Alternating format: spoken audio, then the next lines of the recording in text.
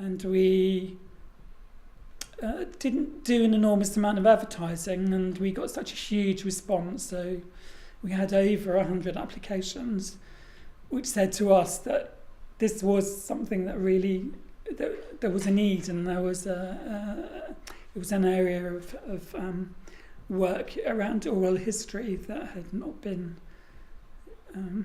done in quite the same way before. I think the furthest I went was Cumbria, and then the closest was Streatham. All very interesting, all very different, and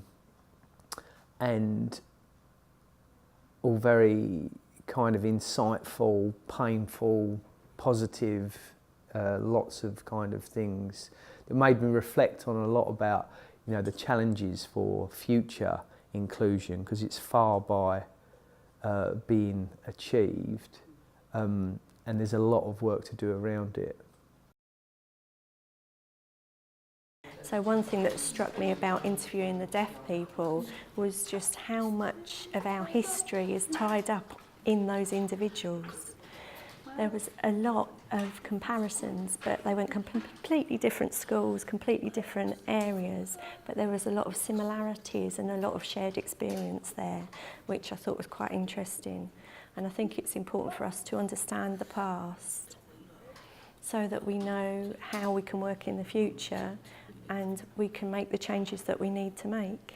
It took much longer than we thought to actually arrange for things to happen, like the trainings and for, you know, the getting people together, and I kept wondering why that was, you know, why is it that that's taking so much longer than we thought?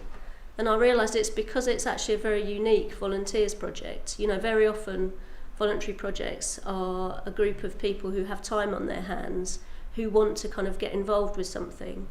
You know, it's the volunteering that they're interested in, where it was a bit the other way around with this project. You know, our volunteers were disabled people who were really passionate about this history being told, and so they were busy people. You know, they had busy full lives, you know,